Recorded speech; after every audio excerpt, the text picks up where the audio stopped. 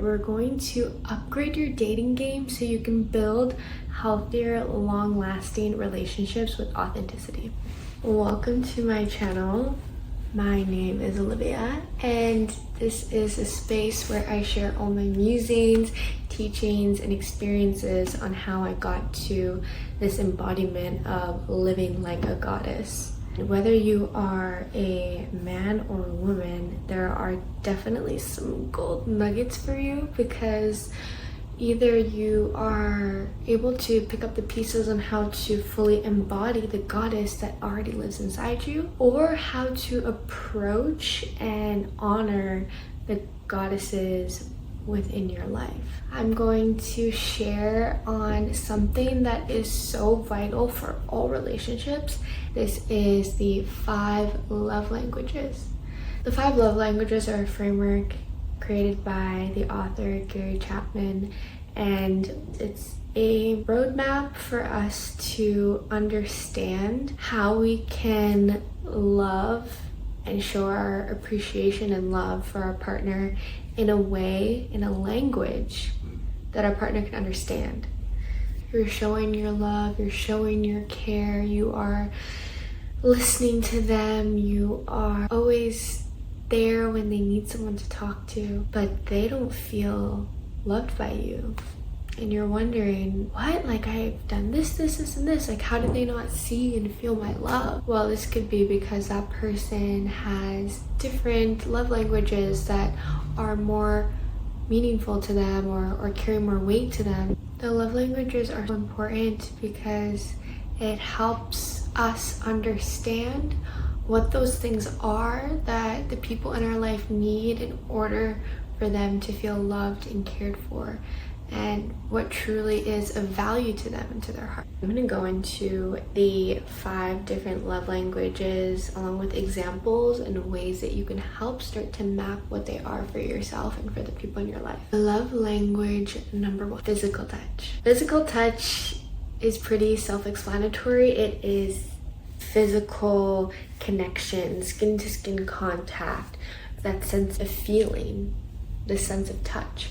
Examples of physical touch expressed can be a massage, a hug, cuddling, holding hands, something that you can ask the people in your life if this is something that is of value to them. You can ask them this question: how much pleasure and enjoyment do you receive when I give you my loving touch? In essence, you're asking them their sensitivity to touch and what they really receive when they receive your touch. Some people aren't so open to touch. I know for me, I love physical touch. Most times, just ask me in the moment, and most times I will say yes, I love to receive it. Or if I don't, then I'll communicate and say no, not right now. The second love language is quality time. So quality time is when you are spending time with someone, and the main ingredient to quality time is presence. So this is when you are with someone and you two are fully present with one another. You're not on your phone, you're not getting distracted, you're not with this person but then talking to everyone else. So quality time can really look like so many different things. It can be experiences or activities.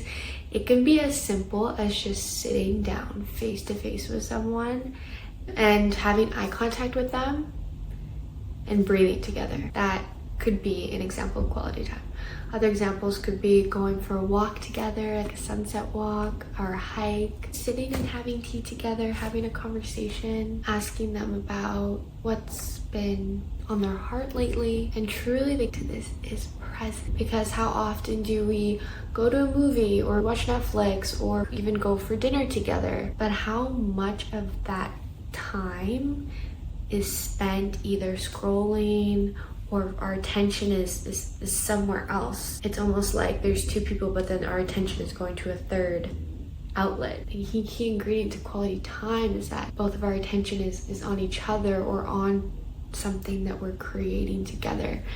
So another beautiful example of quality time could be creating or doing some sort of class or workshop together. Those are all beautiful examples of of what quality time can be expressed as. A question you can ask your loved one is, what aspects of our time together do you enjoy the most? Or how much does presence mean to you? From those answers, you can get a better sense of what does that time really mean for them. For everyone, it's going to mean something different.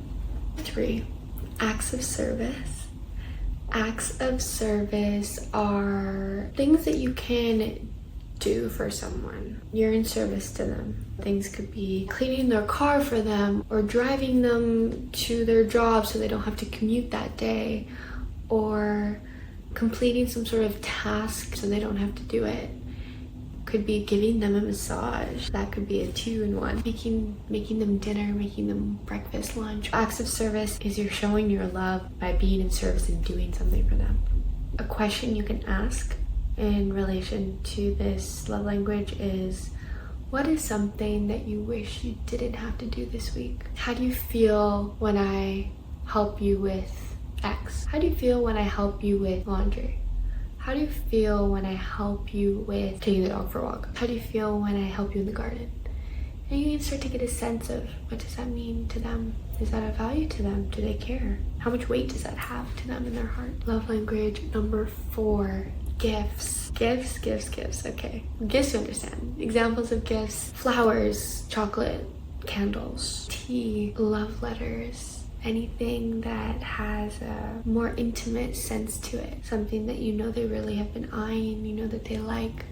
Something like this, of this nature. And a question that you can ask: what does receiving gifts mean to you? How do you feel about gifts? Very simple. You can get a sense. And the last love language is words of affirmation. But words of affirmation are these reminders, these positive reinforcements that you are going to speak verbally to your loved one. You're doing so well.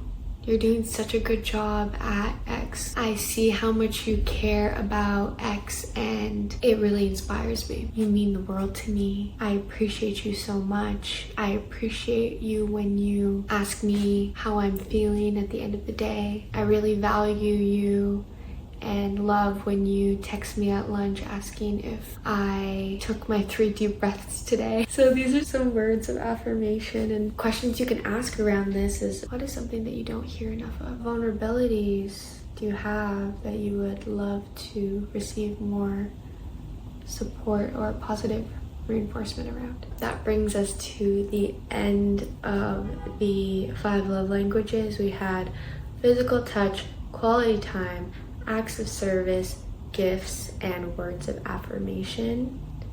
My challenge and my homework for you is to ask yourself and map out for yourself, what are your love languages?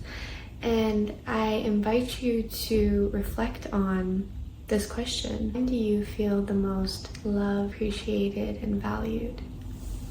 And from there, you can begin to get a sense of your love languages. Once you've done that, go ahead and rank your love languages from most weight to least weight. For example, for me, the top for me is definitely quality time, physical touch, acts of service, words of affirmation, and gifts. That's the order, in descending order. Quality time being the most weighted for me. When you have this sense of this order, you can communicate this with your loved ones. Once you understand this way of loving and relating, you can feed and nourish all the relationships in your life so much more. And if you don't want to explain all these things to a friend, you can send them my video. They can learn these 5 love languages, and then you both can rank your top 5 and compare notes and see where you have resonance and where you need to support each other and fill in each other's gaps. The last thing that I will say is also, there's 2 ends of it. There's like what language you feel most natural in giving, and then there's also the love language that you love to receive. There's also 2 ends to the spectrum, and they're not always the same on both sides. Sometimes they are. I may love to give gifts, but receiving them I appreciate, but it doesn't hold as much weight and value for me. That's the other layer of this complex. Starting with the basics, and I hope this helps you. Please subscribe, share with a friend. I'll see you in the next video.